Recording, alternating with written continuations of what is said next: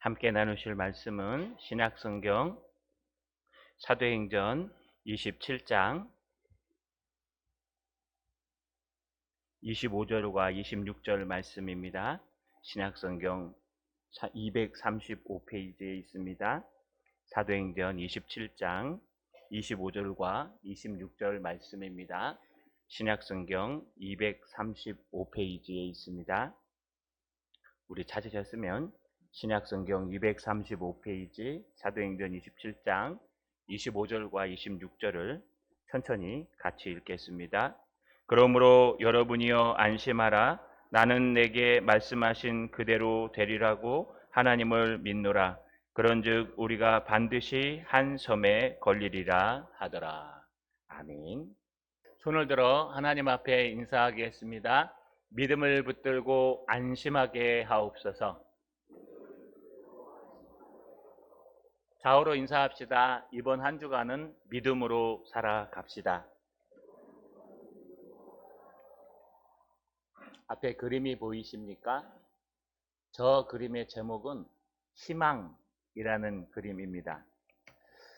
아주 고대 중세에 기독교가 한창 국교로 사용되고 있을 때 유럽에 특징적인 문화가 하나 있었습니다. 그건 뭐냐 하면은요, 기독교 덕목 미덕 7대 미덕을 그림으로 그리는 겁니다. 사랑, 희락, 화평, 참음, 자비, 양성, 충성, 온유, 절제, 이런 성령의 단어들을 그림으로 그려내기도 하지만 또 이런 희망과 소망 이런 것들도 믿음으로 그려낸 겁니다. 여러분, 저게 소망으로 보이십니까? 희망으로 보이십니까?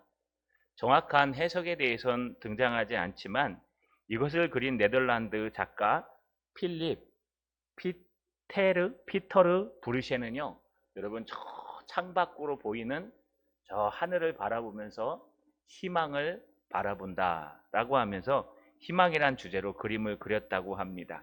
이것 말고도요, 희망이란 주제로 수많은 사람들이 그림을 그렸는데요, 여러분, 이 피테르의 대표적인 그림 중에 하나가요, 괴물이 창궐하는 험난한 바다에서 배는 전복되고 육지의 집은 불타고 있는데 사람들은 허겁지겁 도망치거나 수갑에 매인 상태에 있다. 그림 한가운데 예외적인 인물이 한 명 있다. 이 역경과 경랑에서도 불구하고 안정된 포즈를 취하고 있는 여성이 한 명 있다.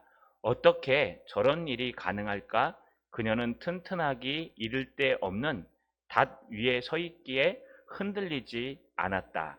아무리 파도가 몰아쳐도 희망이라는 닻이 굳건하게 흔들리지 않는다는 뜻이다. 여러분, 이 그림을 찾아보려 했는데 못 찾았습니다.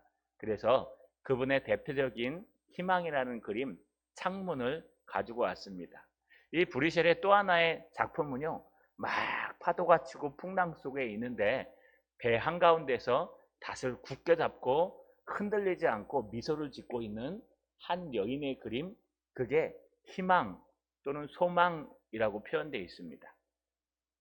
오늘날 우리가 살아가는 이 세상에서 가장 필요한 단어가 뭘까요?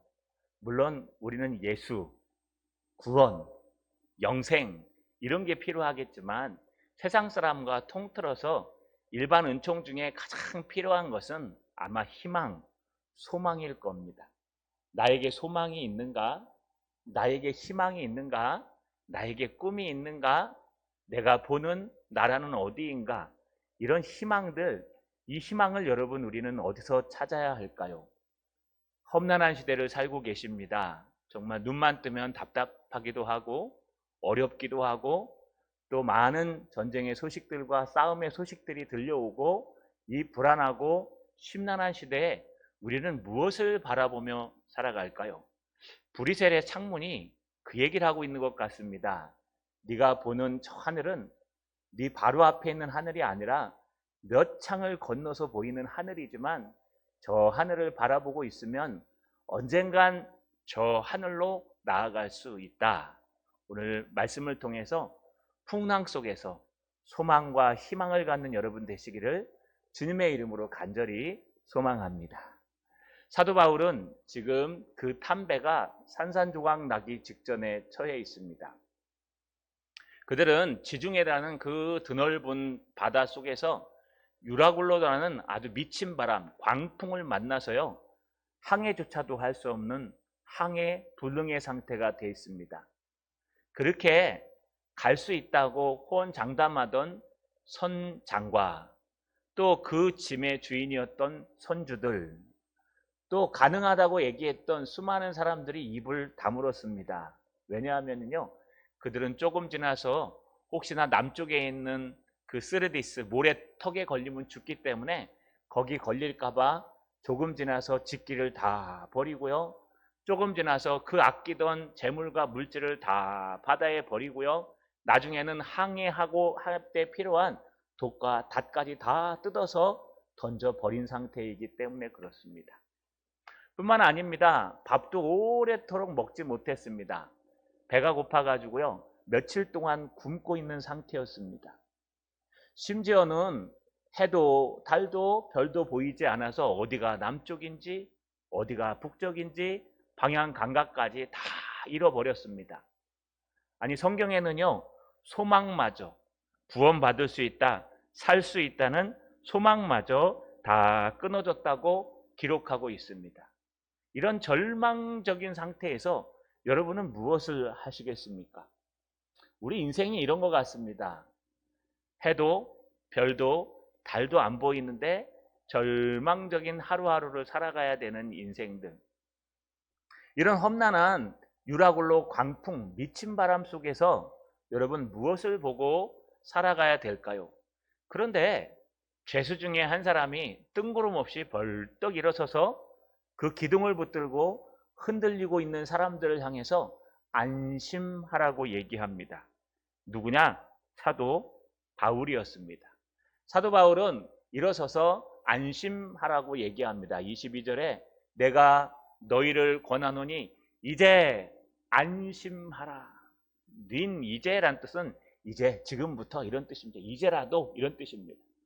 걱정하지 마라. 너 죽을 것 같지? 절대로 안 죽는다. 이제 안심하라.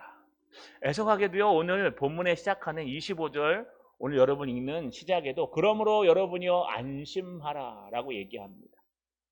사도 바울이 제일 먼저 하는 말은 안심하라였습니다.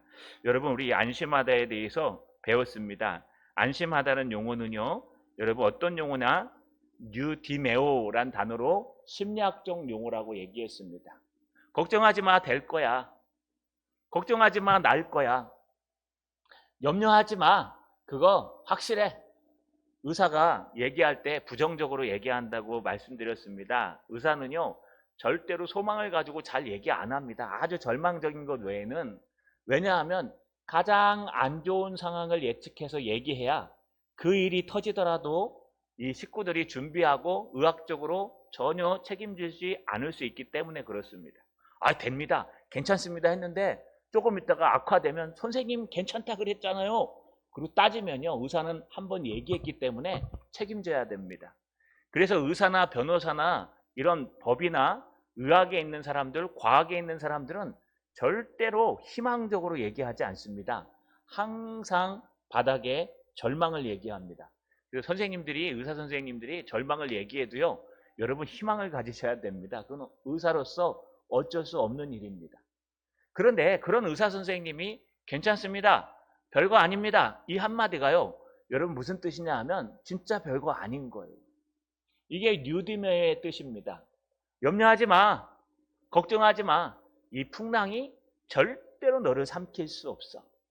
이 풍랑이 여기 타고 있는 276만 전원을 죽일 수 없으며, 이 풍랑이 여러분을 구원의 여명마저 끊을 수 없을 것이다. 단 배만 파손될 거야, 염려하지 마 라고 하면서, 이 사도 바울은 그동안 우리가 살폈던 것처럼 왜 사도 바울이 갑자기 뜬구름없이 일어나서 뉴디메오, 걱정하지 마, 안심해 라고 얘기했는지 설명했습니다.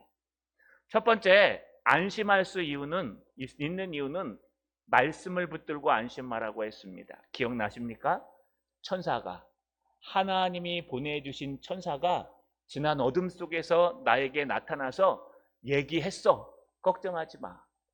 두 번째는요, 그 말씀의 내용 중에 사명을 붙들고 안심하라 그랬습니다. 바울아, 두려워하지 마라. 너의 사명은 아직 안 끝났어. 너는 저 로마 가이사 황제 앞에 가서 복음을 전해야 될 사람이야. 걱정하지 마. 아니, 봐. 더 큰 사명이 하나 주어졌는데 여기 타고 있는 276명, 너 빼고 275명을 또 너에게 다 맡기셨어. 이 얼마나 영광스러운 일이냐? 그러니 걱정하지 마. 너희는 안 죽어. 그러면서요, 사명을 붙들고 안심하라 라고 얘기했습니다. 여러분, 이게 우리가 안심하는 방법입니다. 아무리 유라굴로 광풍이 이 땅에 몰아치더라도 우리가 안심할 수 있는 것은요, 하나님이 말씀하고 계시기 때문에, 또 하나님께서 여러분의 사명을 붙들고 계시기 때문에 절대로 이 광풍 속에서 여러분 생명에 위태롭거나 죽을 일은 전혀 없다는 뜻입니다. 그래서 사명을 얘기하면서 여러분 빗자루 들고 청소하는 거 사명이라 그랬습니다. 또 여러분 식당에서 주걱 들고 밥 푸는 것도 사명이십니다. 전도지 들고 나가는 것도 사명입니다. 말씀을 붙들고 서는 것도 사명입니다. 교회 오셔서요, 여러분 열심히 이것저것 하는 거 다 사명입니다. 그런데 장담하는 것은 그 빗자루를 들고 계시면 안 죽습니다. 왜냐하면 그게 사명이기 때문에. 전도지 들고 계시면 절대로 안 죽습니다. 그것이 사명이기 때문에. 주걱 들고 계시면 절대로 안 죽습니다. 앞치마 메고 설거지하고 계시면 절대로 안 데려가실 겁니다. 왜요? 그것이 특별한 사명이기 때문에. 사명이 맞다면요. 여러분, 이렇게 너의 사명은 끝나지 않았기 때문에 너는 절대로 죽지 않는다 라고 하면서 여러분 사도 바울이 이제 안심하라고 얘기합니다.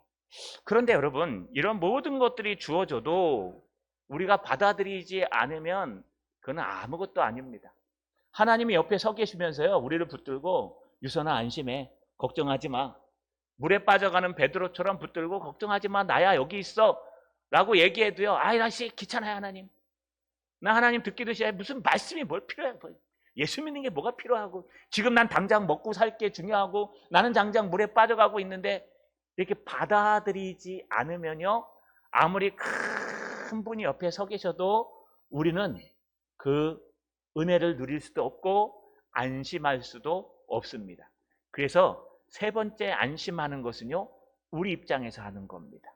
우리가 어떻게 안심할 수 있는가? 하나님의 말씀을 붙들고 하나님의 사명을 붙들고 안심해야 되는데, 도대체 하나님의 말씀이 붙들리지 않고, 도대체 하나님의 사명이 붙들리지 않고, 도대체 하나님이 붙들리지 않을 때 우리는 어떻게 해야 되는가? 무엇이 문제인가? 그것이 바로 오늘 등장하는 그러므로 여러분이여 안심하라 뒤에 나오는 말씀입니다. 여러분, 무엇을 붙들고 안심해야 되는 걸까요? 바로 여러분, 우리가 믿음을 붙들고 안심하는 겁니다. 오늘 본문에 보시면 22절 중반절에 왜냐하면 또 등장합니다. 나는 내게 말씀하신 그대로 되리라고 하나님을 믿노라. 사도 바울이 이 풍랑 속에서 혼자 여러분 환하게 보호를 받고 있습니까? 남들은 막 파도가 팍 쳐가지고 콱 좋아서 언제 여기서 미끄러 나가갖고 죽을지 모르는데, 그 풍랑 속에서 하나님이 사도 바울만 이렇게 딱 안전하게 역사하셔서, 여러분 성화 그림 보시면은 이렇게 머리에 딱 동그란 거 있고 이렇게 하나님이 감싸 안고 있죠. 그렇죠? 그런 그림처럼 막 폭풍우가 막 치는데요, 사도 바울만 하나님이 딱 이렇게 안고 있어갖고, 사도 바울은 요람해서 이렇게 아유 저 니네 힘들겠다, 괜찮니? 나는 괜찮은데 이러고 있을까요? 아니요. 사도 바울도 그 파도를 온몸으로 다 겪고 있고, 사도 바울도 칠흑같이 어두움 속에서 얼굴도 제대로 안 보이는 그런 어둠 속에 있었고, 사도 바울도 며칠 동안 먹지도 마시지도 못하면서 괴로워하고 있었습니다. 아마 사도 바울은 더 괴로웠을 거예요. 왜냐하면 여기에서 제일 약한 사람은 누구를 뽑으냐? 지병을 갖고 있는 사도 바울입니다. 바울은 간질과 안질이 있죠. 심지어 2년 동안 제대로 먹지도 못하는 그 수용소에 구금돼 있었죠. 그렇기 때문에 사도 바울이 가장 약한 사람일 겁니다. 근데 그가 지금 붙들고 일어서 갖고 여러분이요 안심하십시오. 내가 어제 저녁에 천사가 와서 말씀해 주셨는데 걱정하지 마십시오. 우리 안 무너진답니다. 이 말씀을 붙들고 안심합시다. 또 나의 아직 사명이 남아있대요. 그래서 내가 안 죽으니까 여러분도 안 죽는데 나만 안 죽는 게 아니라 여러분 생명을 다 나한테 맡겼대요. 염려하지 마세요. 안심합니다. 라고 얘기해도 웃기고 앉았네. 니나 잘해라. 너는 생긴 게 비리비리 해갖고 삐짝 말라가지고 앉을 때는 냄새나고 물론 뭐 파도 치니까 냄새도 안 들어오겠죠. 그러니 너나 먼저 성공하고 잘 살고 난 다음에 사람들한테 잘 살라고 떠들어야지. 어떻게 네가 생긴 것도 그렇게 생기고 등치도 고만한 게 떠들고 있는데 우리가 듣겠냐? 이러면 여러분 아무것도 안 됩니다. 그런데 이 모든 것들은요 우리 외모에서 나오는 것이 아니라 우리 마음의 문제라는 겁니다. 여러분 믿음이 어디 있습니까? 믿음이 눈에 보이십니까? 여러분 믿음이 이렇게 딱 바깥으로 드러나 있습니까? 제가 늘 말씀드리죠. 믿음은 우리의 마음 속에 있는 겁니다. 그래서 우리 마음 속에 있는 믿음이 진짜인지 가짜인지 알 수가 없어요. 우리 마음 속에 진짜 믿음이 있더라도 이 믿음이 큰 사람인지 작은 사람인지 알 수가 없어요. 우리는 얼마든지 척할 수 있습니다. 믿음이 없는데도 있는 척. 기도 안 했는데도 기도한 척. 여러분 일주일 동안 엉망으로 살았는데도 거룩히 산 척. 우리는 얼마든지 척척척 할 수 있어요. 근데 이게 감사한 겁니다. 왜냐하면요 제가 늘 말씀드리죠. 믿음을 갖다 이마에다가 이렇게 표시되게 하는 거예요. 이렇게 온도계처럼. 그래갖고 일주일 동안 믿음대로 산 사람들은 여기 성령이 충만해갖고 믿음이 1부터 100까지 있으면 99 이러면 딱 교회 들어오면 입구에서 안내하시는 우리 권사님 집사님들이 와 집사님 믿음이 99네요. 일주일 동안 얼마나 거룩하게 사셨어요. 막 눈에 보이면 얼마나 좋습니까? 목사란 게 탁 오는데 믿음이 5 그러면 제가 지나가면 여러분 저 쳐다보고 뭐라 그러시겠습니까? 목사라는 인간이 믿음이 졌다고밖에 안 돼가지고 뭘 설교를 한다고 저기 올라가. 여기 믿음 5 갖고 올라오면 여러분 하시겠습니까? 야 이러면 신앙생활 잘할 것 같아요. 막 믿음이요 이 이마에 게이지가 있어갖고 생기면 정말 잘할 것 같아요. 그런데 애석하고 감사하게도 믿음은 안 보입니다. 믿음은 우리 마음속에 있습니다. 믿음이 우리 마음속에 있기 때문에 여러분들이 어떤 마음을 갖고 예배를 드리는지 어떤 모습을 갖고 있는지 아무도 몰라요. 누구만 알아요? 하나님만 아시는 거예요. 그런데 정말 안심하라 이 폭풍 속에서 붙들고 안심할 수 있는 건 여러분 우리가 믿음으로 받아들이는 수밖에 없어요. 믿음을 어떤 신학자는 손이라고 얘기합니다. 손. 어떤 손이냐? 이 믿음의 손은 은혜를 받는 은혜를 수납하는 손이다. 그래서 하나님께서 은혜를 주시면 마음이 받아야 되는데 마음을 받아들일 수 있는 그 손은 뭐냐? 믿음이라는 거예요. 여러분 믿음의 손으로 벌려서 그걸 탁 움켜쥐지 않으면 그것이 내게 되지 않고 그것이 그냥 흘러 지나가고 기회처럼 그냥 가버린다는 뜻이에요. 그래서 우리가 이 풍랑과 역경 속에서 은혜를 놓치지 않고 우리가 승리할 수 있는 방법, 안심할 수 있는 방법은 바로 믿는 겁니다. 근데 중요한 게 하나 있습니다. 뭘 믿어야 될까요? 뭘 믿어야 될까요? 지금 이 유라굴로 광풍을 왜 만났습니까? 분명히 사도 바울이 하나님의 말씀을 받아서 이 미양에서 베닉스까지 비록 65km밖에 안 되는 거 그냥 반나절만 가도 되는 이 길 가면 안 됩니다. 이거 하나님이 가지 말라 그랬습니다. 이거 가면은 분명히 손해보고 생명에도 위협이 온다 그랬습니다. 가지 맙시다. 그랬더니 그 백길에 잔뼈가 굵은 선장이 나타나서 뭐라 그럽니까? 걱정하지 마십시오. 내가 저 아프리카에서부터 저 이탈리아 반도까지 늘 왔다 갔다 할 때마다 여기 베닉스도 섰다가 저쪽 주노에도 섰다가 내가 한 번씩 휴게소처럼 섰다가도 한 번도 파손된 적 없습니다. 염려하지 마십시오. 내가 잔뼈가 굵었어요. 근데 고작 그 65km 옆으로 그 해안 따라서 금방 갑니다. 그 큰 베닉스에 가면 됩니다. 선주도 한마디 합니다. 아유 저도요 이거 재산 다 제 거 아닙니까? 이 배에 실려있는 모든 화물들 다 제 겁니다. 손해를 봐도 내가 많이 보고 뭘 해도 내가 많이 받지 않습니까? 걱정하지 마십시오. 내가 위험을 감수하고 가겠습니다. 아니 거기 있는 사람들마저도 여론이 가자는 얘기였어요. 아, 이 조그만 미항에 있는 것보다 좀 저 큰 베니스항에 가갖고 조금 겨울을 나는 게 훨씬 낫지 않겠습니까? 거기 유흥시설도 잘 돼 있고 숙박업도 잘 돼 있고 맛집도 많고, 그러니 차라리 거기 가서 쉽시다. 모든 사람들이 거기 가자고 다 얘기하고 따라갔습니다. 근데 어떻게 됐습니까? 갑자기 그레데섬 중간에서부터 미친 바람이 내려와갖고 이 사도 바울이 탄 이 알렉산드리아 배가 미쳐서 밑으로 내려간 겁니다. 이제는 소망마저 끊겨 있는 상태에서 사도 바울이 지금, 여러분 안심하십시오. 하나님과 그분의 말씀이 되리라고 믿으십시오. 끊임없이 우리가 살아날 것입니다. 라고 믿으라고 얘기하니까 이제 누구 믿어야 될까요? 똑똑한 선장의 말을 믿을까요? 그 선장 지금 의자 하나 잡고선 살려달라고 누워 있어요. 그러면 이 배의 주인인 선주의 말을 들을까요? 선주는 지금 화장실 문고리 잡고 있어요. 살려달라고. 그러면 조금만 가면 됩니다 하고 큰 소리 쳤던 사람들의 모습은 어떨까요? 저 배 구석구석에서 이 파도 속에서 안 떠내려가려고 내 생명 하나 살려달라고 붙들고 있어요. 여러분, 우리는 뭘 믿어야 될까요? 무엇을 믿어야 이 풍랑 속에서 살아남을 수 있을까요? 전문가의 말을 믿으시면 될까요?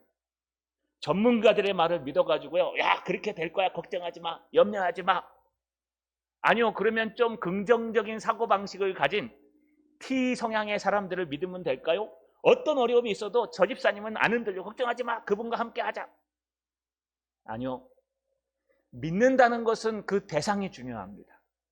믿는다는 것은 내가 무엇을 믿느냐, 무엇을 붙드냐가 중요한 겁니다. 오늘 사도 바울은 명쾌하게 그 얘기를 합니다. 25절 중반절에, 왜냐하면 나는 내게 말씀하신 대로 되리라고 하나님을 믿노라. 이게 왜 두 개 믿는 거예요? 하나는 뭐냐? 나는 하나님을 믿노라, 이 뜻이에요. 원문에는요, 나는 하나님을 믿노라, 그리고 나서 호티 무엇을 이렇게 해갖고 설명해요. 그러니까 제일 첫 번째 사도 바울이 믿는 것은 하나님이에요.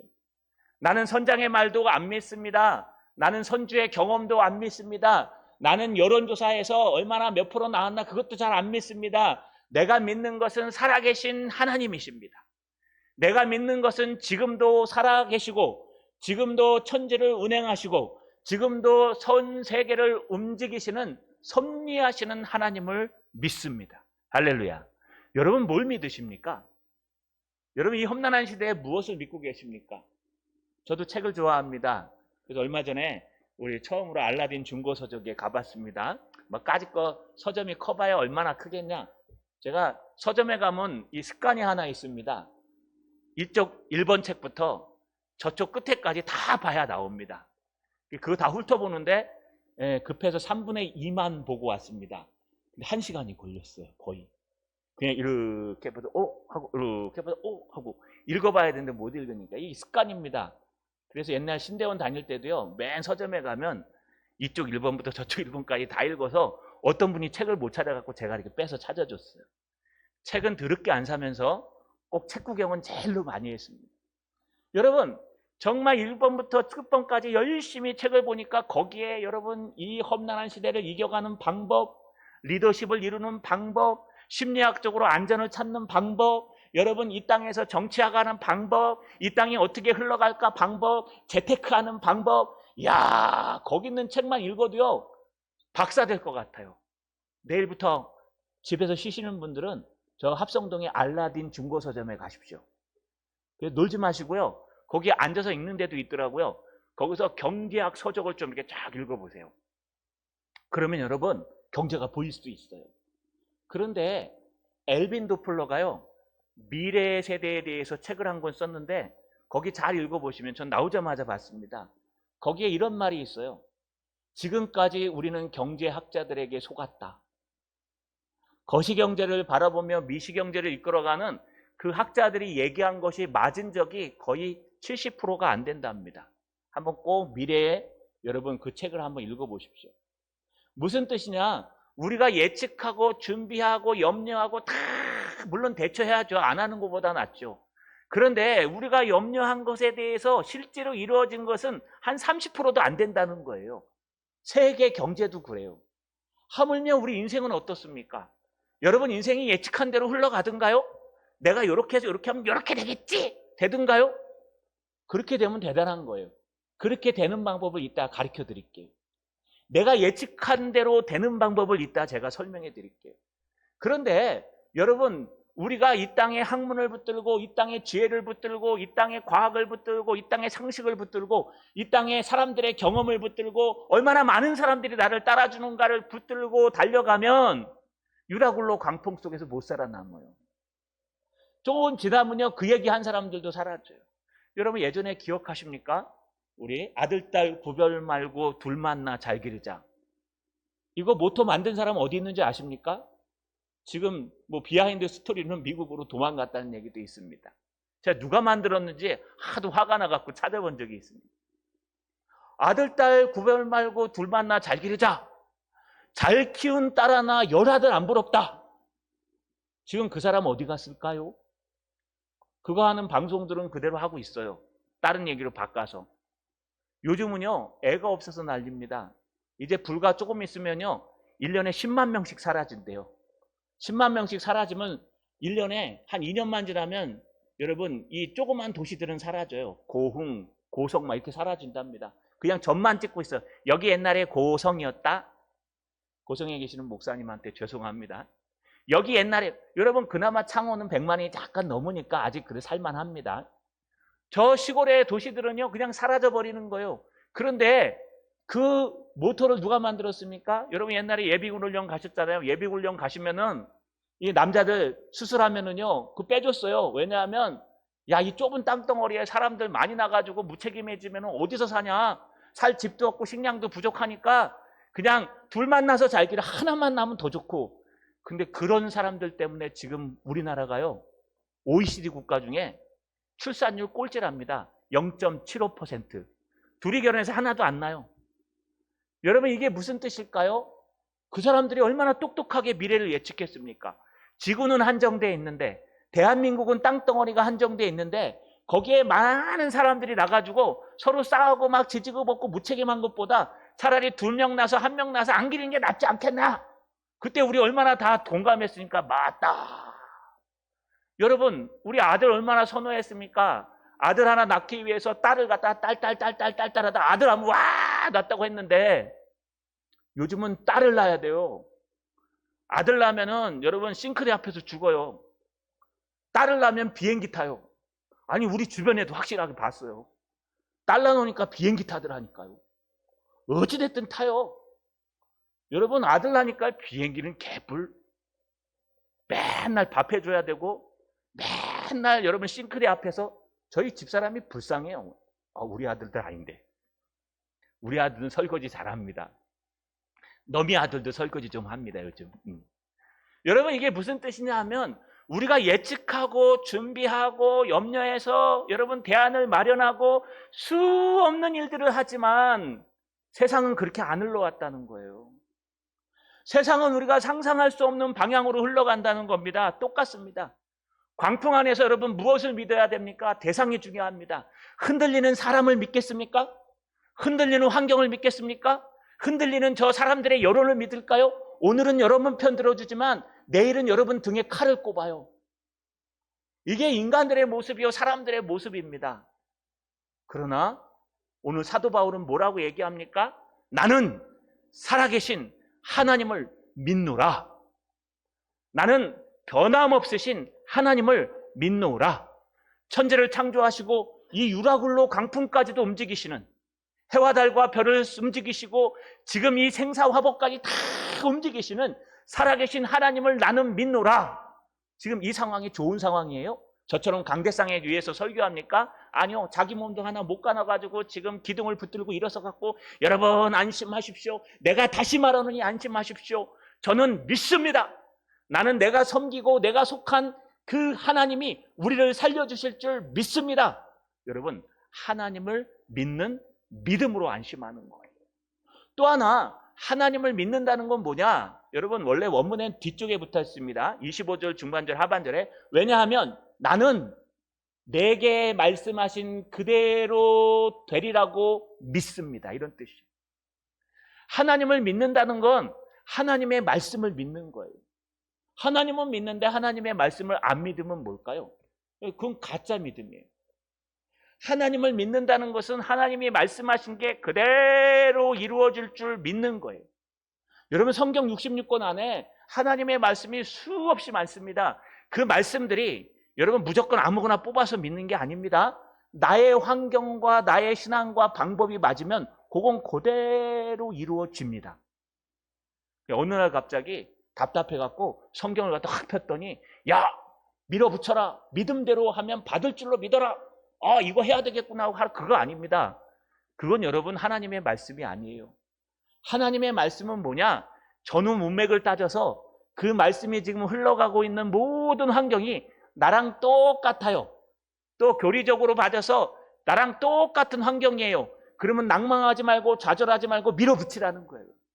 그러면 하나님의 말씀이 야곱에게 이룬 것처럼 하나님의 말씀이 오늘 나에게 이루어질 수 있어요. 어느 날 갑자기 뽑아갖고 야, 이거 하나님의 응답이다. 그건 가짜입니다. 하나님의 말씀이 전후 문맥상 흐름이 똑같으면 믿는 거예요. 그런데 지금 사도 바울이 믿는다는 말씀은 뭘까요? 앞에 얘기한 거예요. 지난밤 한밤중에 내가 속하고 섬기는 하나님의 천사를 보내주셔서 그 천사가 내 옆에 바짝 서서 나한테 얘기했어. 바울아, 두려워하지 말라. 네가 가이사 앞에 아직 안 섰잖아. 너는 아직 사명이 끝나지 않았잖아. 염려하지 마. 그러면서 보라, 여기 타고 있는 모든 사람들을 너에게 맡겼다 라고 얘기했어. 라고 하나님이 말씀해 주신 그 말씀을 내가 믿노라. 그래서 나는 안심할 수 있다. 자, 여러분, 아무리 하나님이 말씀하시고 아무리 하나님이 옆에 서 계시고 아무리 하나님이 여러분에게 많은 것들을 보여주셔도 믿음은 손입니다. 받아들여야 됩니다. 세례 요한 이후로 천국은 침노를 당하나니 침노하는 자가 빼앗느니라. 이 침노한다는 뜻, 이게 뭡니까? 잡아갖고 빼앗는다는 뜻이에요. 똑같이 믿음이 있고 하나님이 앞에 서 있는데 어떤 사람은 아멘 하고 믿음을 수납합니다. 잡아서 믿음으로 받아들여요. 똑같이 하나님 말씀이 선포되고 얘기 하나님 앞에 서 있는데 에이, 뭐 너나 잘해라. 생긴 거 보니까 뭐 에이 이러면요, 여러분 그 믿음은 그냥 지나가는 거예요. 그냥 기회가 지나가는 거예요. 우리는 믿음으로 받아들이는 겁니다. 아멘. 그대로 될 줄로 믿습니다. 아멘. 하나님이 도와주실 줄로 믿습니다. 아멘. 이 폭풍을 내가 승리할 줄로 믿습니다. 자, 여러분, 믿음으로 하나님을 믿고 하나님의 말씀을 붙들고 승리하는 저 여러분 되시길 주님의 이름으로 간절히 소망합니다. 그러면서 여러분, 오늘 신기한 일을 하나 합니다. 오늘 잘 들어보십시오. 그러면서요, 여러분, 사도 바울이 이상한 얘기를 하나 덧붙여요. 이건 정말 상식적으로 이해가 안 가는 얘기입니다. 그게 무슨 얘기냐면 바로 이겁니다. 26절. 그런즉 우리가 반드시 한 섬에 걸리리라 하더라.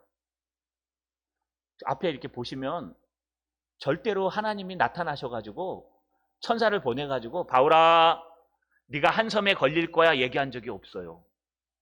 나타나가지고 바울아, 너는 육지에 걸릴 거야 이런 얘기 한 적 없어요. 이거는 바울이 넘겨짓게 한 거예요.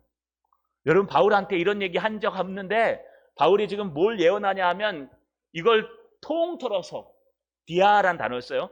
이걸 통틀어서 대라고. 여러분, 통틀어서 내가 확신하는데 우리 276명 모두는 반드시 한 섬에 걸릴 거야.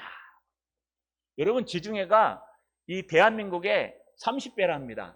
크기가. 그러니 이 대한민국 육지 안에서 여러분 다 돌아다녀 보셨습니까?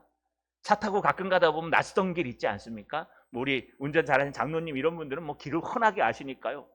저는 늘 가는 길만 갑니다. 창원도 가끔 가다가 낯선 길로 들어가면 어딘지 몰라요. 그런데 여러분, 이 한반도의 30배가 되는 그 지중해 안에서 지금 밑으로 물려가지고 둘 중에 하나 걸려야 돼요. 위쪽에 그레데 섬 여러분 보셨죠? 지중해 중간에 있는데 여기서 밀려 내려왔기 때문에 아마 위로는 안 올라갈게요. 터키 반도나 이탈리아 반도는 못 갈 거예요. 그러니까 둘 중에 하나예요. 쭉 내려갔고 스리디스 모래톱이 있는 그 여러분 리비아 해안이라 그래요. 리비아. 아프리카 북단에 있는 그 리비아 해안이나 아니면은 이쪽으로 가면 섬이 별로 많이 없습니다. 그 섬이 그냥 몇 개 있는데 여기 섬이 있어요. 그러니까 이 배가 지금 어디로 가는지 아무도 나침판 별도 안 보여요. 지금 뭐 바람도 몰라요. 동풍인지 서풍인지 막 이리 광풍, 유라굴로 광풍이라 어디로 부는지 몰라요. 그래가지고요. 내가 여기로 갈지 이쪽으로 갈지 몰라요. 가장 유력한 건 여러분 밑으로 떠내려가가지고 아프리카 남단 그 스레디스 모래톱 위에 걸려가지고 그 육지 레바논 리비아 육지로 들어가는 거예요. 그렇기 때문에 제일로 무섭지만 제일로 그래도 가능성이 높은 건 아프리카 남단 그 육지로 가는 거예요. 그래서 아마 이렇게 얘기할 수는 있어요. 그런즉 우리가 어쩌면 한 섬에 걸릴지도 몰라 기도하자. 이게 우리가 해야 될 말이잖아요. 안 하면 어떡할 거예요? 의사 선생님이 와갖고요. 안심하라. 안심하십시오. 이 병 낫습니다. 걱정하지 마십시오. 일주일만 치료받으면 나요. 근데 일주일 뒤에 막 이렇게 붓는 거예요. 그러면 뭐라 그래요? 찾아가갖고 의사 멱살을 붙들고 얘기해야 되겠죠? 여러분 똑같은 겁니다. 유디메오 안심하십시오. 그래 놓고요. 지금 하나님의 말씀을 붙들고 사명을 붙들고 심지어 살아계신 하나님을 붙들고 심지어 하나님의 그 말씀이 이루어질 줄 믿고 여러분 안심하십시오. 여기까지만 딱 얘기하면 사도 바울은 끝나요. 그런데 사도 바울이 더 나갔어. 어떻게 더 나갔냐? 그런즉 우리는 틀림없이 한 섬에 걸릴 겁니다. 여러분 뒤에 이제 제가 설교할 건데 여러분 뒤에 보시면 누가가 육지라는 말을 많이 써요.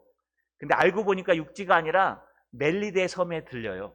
이 멜리데 섬은 왼쪽 서쪽으로 이탈리아 반도 쪽으로 올라가는 그 입구에 있는 섬이에요. 이 광풍이요 미친 듯이 불어갖고 이렇게 갔다가 위로 올라간 것 같아요. 그 이탈리아로 인도하고 있었어요. 로마로. 그런데 사도 바울은 아주 확신에 차서 얘기해요. 반드시 한 섬에 걸리리라. 육지에 걸리면 어떡하려고?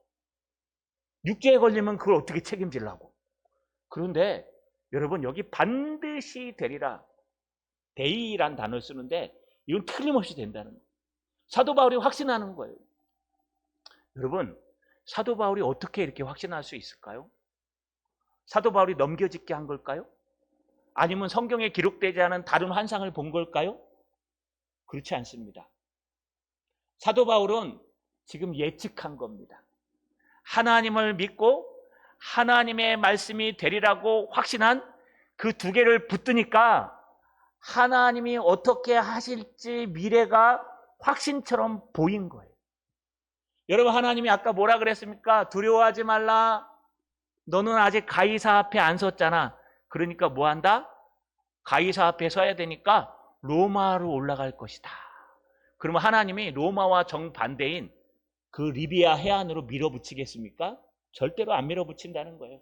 어찌됐든 이 광풍도 하나님이 움직이신 거기 때문에 내가 이 광풍 속에서 막 시달리면서 가도 뭘로 가도 하나님은 로마로 보내실 거야. 왜? 아직 나의 사명이 끝나지 않았기 때문에. 그러면 한 섬에 걸릴지 어떻게 할까요? 육지에 떨어지면 어떡하라고요? 가다 보면요 여러분 분명히 사도 바울은 3차 전도여행을 통해서 로마의 모든 지형을 다 알고 있습니다. 이쪽에. 그래서 요 밑에 지중해 리비아 쪽으로 안 가고 틀림없이 여러분 그 섬만은 이탈리아 쪽으로 가서 섬 어떤 섬인지 몰라도 한 섬에 틀림없이 걸릴 거야.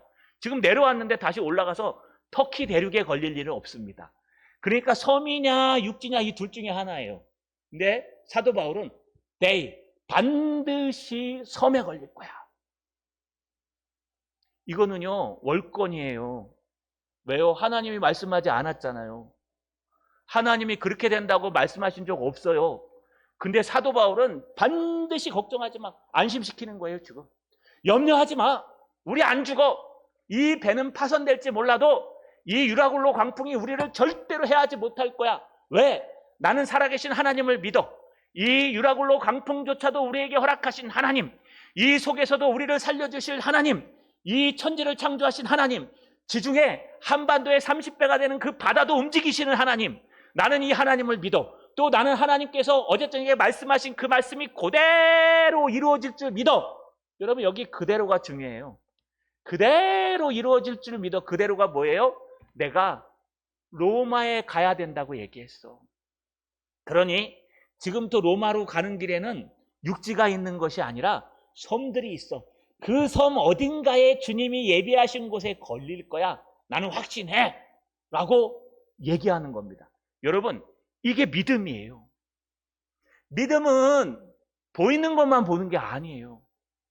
믿음은 통계적으로 얘기해서 맞는 게 아니에요. 믿음은 상식이나 과학이나 경험에 의해서 결정되는 게 아닙니다. 믿음은요, 우리가 소망하고 바라는 것이 이루어지는 거 믿음 아닙니다. 믿음은 대상이 명확하고 방법이 명확할 때 예측되는 거예요. 여러분, 우리가 하나님의 말씀대로 붙들고 기도했는데 하나님 이거 낫게 해준다 했잖아요. 하나님 말씀에 이 중풍병자를 기도하고 이렇게 했잖아요. 그러니까 기도해 주세요. 여러분, 하나님 앞에 기도하면 어떻게 될까요? 나요. 방법이야 하나님 뜻이 있겠죠. 좋은 의사를 만나서 나을 수도 있고, 또 좋은 약을 만나서 나을 수도 있고, 또 하나님께서 정말 기적적으로 급하게 낫게 하실 수도 있다는 거예요. 여러분, 우리 문화와 사회생활에 따라 달라요. 그런데 정확한 것은 틀림없이 믿음을 가지고, 바른 믿음을 가지고, 확신을 가지고 움직이면 여러분 믿음대로 된다는 거예요. 할렐루야. 별로 안 믿으시네요. 할렐루야. 여러분, 오늘 이런 말도 있어요. 성경에 보니까 예수님이 이렇게 말씀하셨어요. 무엇이든지 기도하고 구하는 것은 받은 줄로 믿으라. 그리하면 너희에게 그대로 되리라. 할렐루야. 그럼 오늘부터 하나님 로또 살 테니까 1등 당첨될 줄도 믿습니다. 로또의 특징이 뭔지 아세요? 안 맞아요. 이게 믿음입니까? 이건 믿음 아니에요. 여러분의 소망이에요. 믿음은 그런 게 아니라요. 믿음은 하나님의 말씀을 붙들고 그 모든 환경에 맞는 살아계신 하나님을 믿고 그 하나님을 붙든 상태에서 우리가 하나님 앞에 말씀대로 기도하고 말씀대로 갈 때 미래가 보이는 거예요. 된다 이거예요. 여러분, 무엇이든지 기도하고 구하는 것을 받은 줄로 믿으라. 그리하면 너희에게 그대로 이루리라. 이 본문이 어디 있는지 찾아가셔야 돼요. 이게 여러분의 말씀이 되려면 이 말씀만 외워갖고 하나님 무엇이든지 기도하고 구하는 것은 주신다고 얘기했잖아요. 그러면 로또 1등 당첨시켜 주셔야지요. 우리 아이 병 낫게 해 주셔야지요. 우리 자녀들 잘 되게 해 주셔야지요. 우리 사업 잘 되게 해 주셔야지요. 근데 이게 뭡니까 하나님?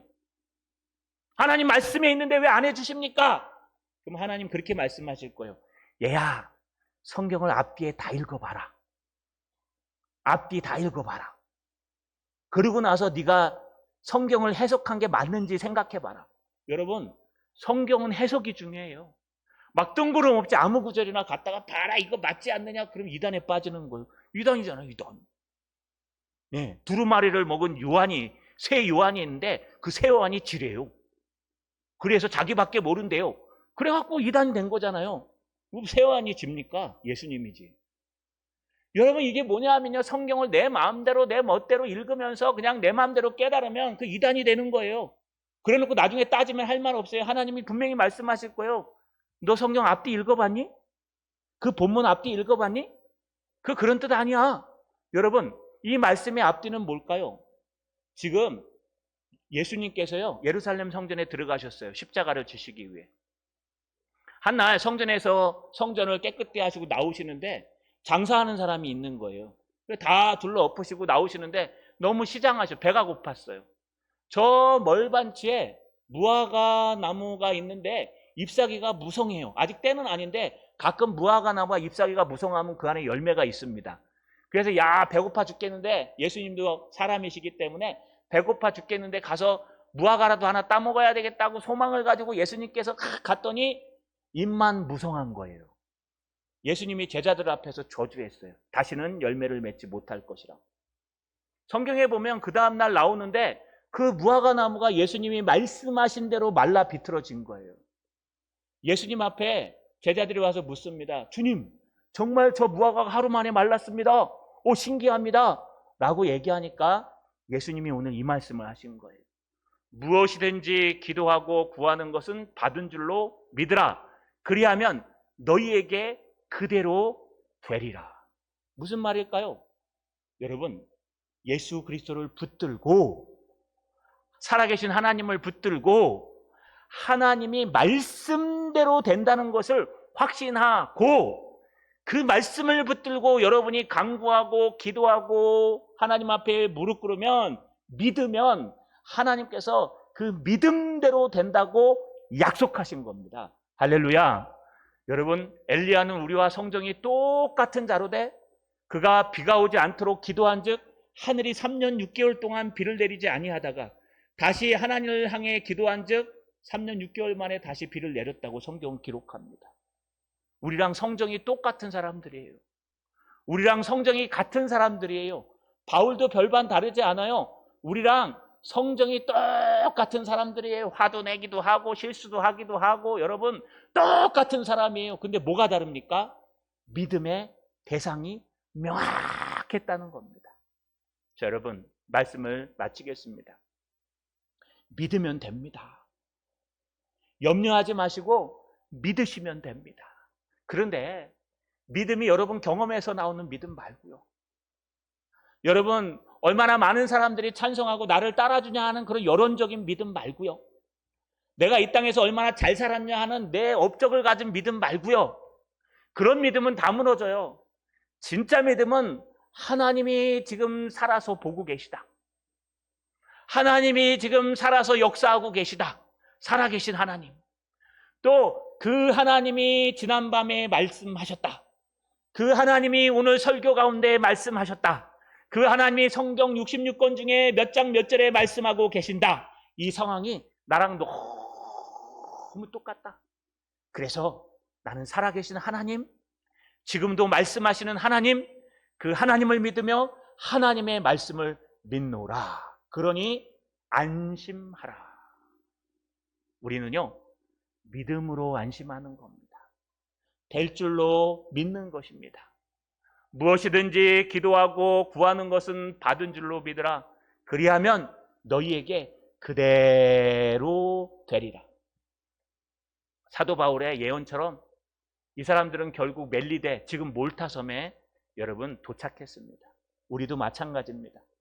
주님을 믿으며 주님의 말씀을 믿어서 여러분이 유라굴로 같은 광풍 속에서 오직 주님만 붙들고 확신하시는, 흔들리지 않고 승리하시는 저 여러분 되시기를 주님의 이름으로 축원합니다.